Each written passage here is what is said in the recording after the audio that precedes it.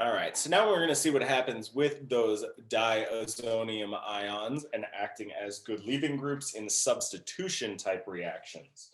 It turns out that just a regular old alkyl diazonium salt is incredibly unstable because that nitrogen is just such a good leaving group. It's basically going to fall off.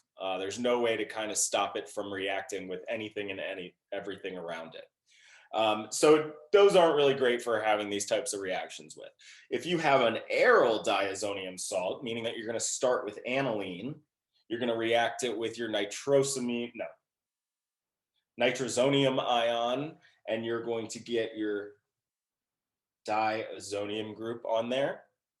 This can undergo substitution type reactions and being replaced with, we're going to see, just about anything. Okay. A favorite go-to for these types of reactions are copper-containing compounds. So copper salts. Okay, so copper, and then really what's going to be playing the role of the substitution was whatever the heck is on the other side. The copper's not actually doing much for us, right? But so if we have this copper 1 bromide, we're going to get a substitution reaction replacing that diazonium group with a bromine, replacing it with a chlorine, replacing it with an iodine, or with a nitrile group. Okay, apparently these are Sandmeyer reactions. In all of them, you have your leaving group as nitrogen gas. Okay, because we can create that cyano group, we know how to do a few things. We actually know how to reduce it to a nitrogen, to an amine, or we can oxidize it rather to a carboxylic acid group, right? So this is just a multi-step because remember, this is now talking about starting with aniline or amines on a benzene ring. We have all those different substitution considerations. So if we start out with this alkyl group on our benzene, that will direct the incoming nitro group to this position. I can reduce that nitrogen, that nitro group to an aniline group, and then I can react it with the nitrous acid to get my diazonium salt, right? So then what we just learned is that we can then add in this copper 1 cyanide, and that will put a cyano group on there. And we know that our cyano groups, we can either reduce them or oxidize them. In this case, it's being oxidized to carboxylic acid. Okay, so this would create a benzoic acid kind of derivative. Other things we know how to do. So again, the cyano group, because we know how to put that on there, that's a relatively flexible group. We know, again, we can either oxidize it or reduce it. Other things that we can do, we can actually put a fluorine on there. We never see fluorine, right? So in this case, if we use this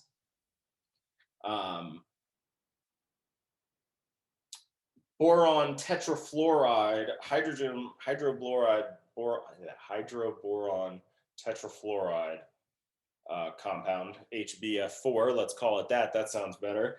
That will actually put a fluorine on, a substitution reaction that replaces that diazonium group with fluorine.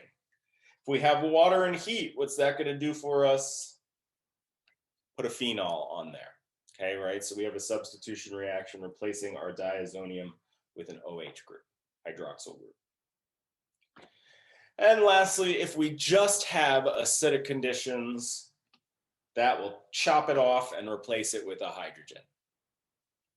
Okay, so really in terms of our multi-step synthesis kind of things, one of the things that when we've sort of just learned that we have the power to do is if we're starting off with aniline, we basically now know how to convert that group into a bunch of other groups or chop it off completely.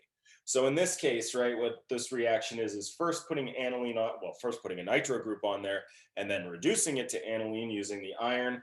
The book loves the iron. It gave you that whole list of all possible ones. Iron, tin chloride, what was the other one? Zinc. For whatever reason, then going forward, I've noticed that the iron is kind of their go-to. Makes sense, it's the cheapest out of all of them. But anyways, so that's reducing your nitro group to this aniline. And then we go ahead and brominate it. Remember, now it's an activated benzene ring, so it undergoes electrophilic aromatic substitution even more readily. So that's why we've then gone and substituted all possible positions. Well, then we can convert it to the diazium group, right? So what that does for us is that we'll convert this amine group to this N2 plus group, which is a great leaving group. And then we can do any number of things. In this case, they just chop it off, replace it with a hydrogen, right? So it's sort of the idea again being that now we know how to take an aniline and convert it into very many other things, right? An aniline is one of those activating groups, so it just makes that ring even more reactive to electrophilic aromatic substitution. Okay, the last reaction that we're going to learn about is called an Azio coupling reaction, and that's what happens when we take our aryl diazium salt. We take aniline, we convert that aniline group to a diazium group, and then we react it with phenol. Okay, so this is a special reaction between these aryl diaziums and phenol. Essentially what happens is phenol is an activated benzene ring, meaning that it's an activator for electrophilic aromatic substitution. It makes benzene an even better nucleophile. So that's what happens here, but look that it's actually attacking that very last nitrogen. This creates this sigma complex that's all sorts of good and resonance stabilized. And eventually you'll have this hydrogen that gets lost, right? So that you can reform that aromatic ring. That's of course what happens when benzene plays the role of a nucleophile, is it temporarily breaks its aromaticity, but it always wants to form that back. So it kicks off that hydrogen that was originally at that carbon. And this produces this Azio coupling reaction where now you have this kind of thing here. I mean, there's this alcohol group on there. That's all well and good. But the key is this here, because notice that all of these pi bonds are in resonance with one another. Okay, so that's kind of the shtick of the Azio coupling. These produce Azio dyes, right? Dyes tend to have things that are highly colored, tend to have large conjugated networks of pi bonds, generally in the form of rings. And so this is an example of a dye molecule that has this large conjugated network. And if we started off with, you know, something that had, I don't know, other alkyl groups on there or halogens or whatever, just different substitutions on that ring will slightly change the wavelength in which those absorb, right? So these are kind of a basis for a large number of dyes. If we had any amount of substitution on that ring, it would change the wavelength slightly and thus the color that we see in our dye.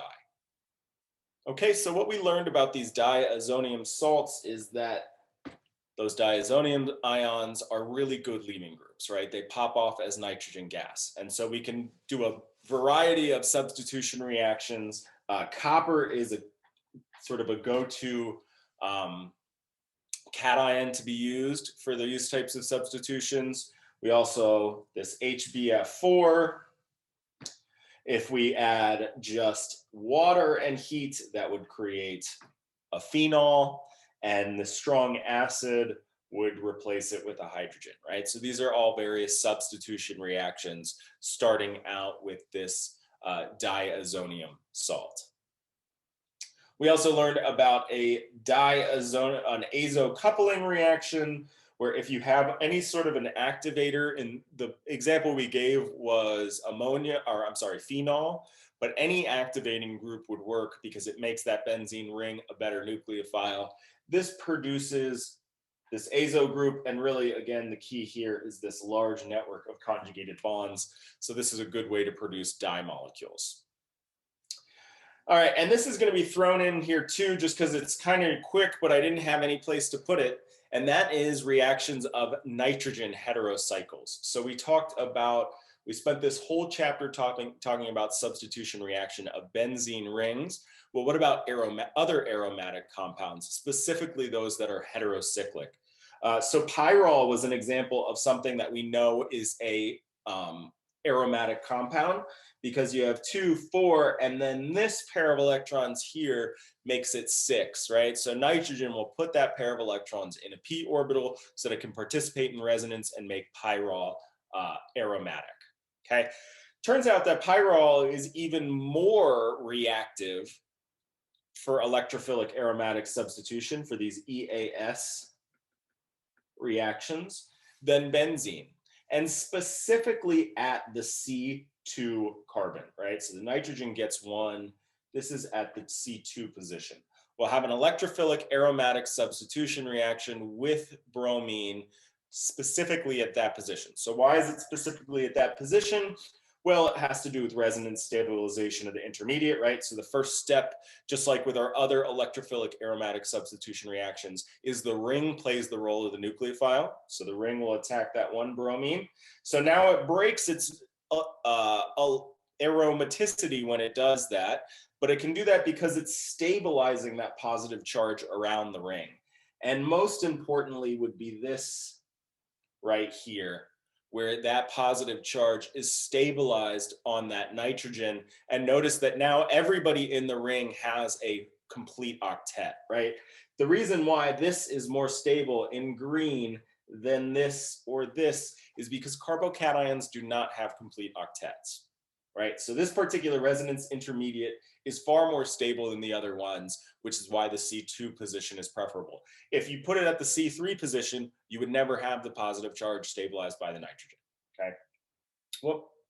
And so that's why we get substitution on that C2 carbon for pyrrole. Okay, so that would be this reaction here. You're actually going to prove this in your discussion, but another compound, another nitrogen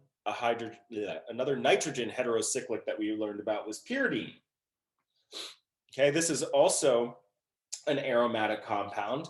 It will also undergo electrophilic aromatic substitution, but specifically at the C3 carbon.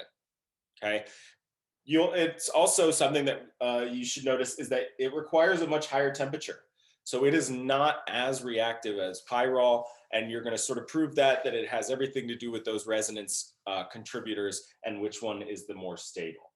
Okay, so anyways, we see with these two heterocyclic reactions with pyrrole, we see substitution at the C2 position, and with pyridine, we see substitution at the C3 position.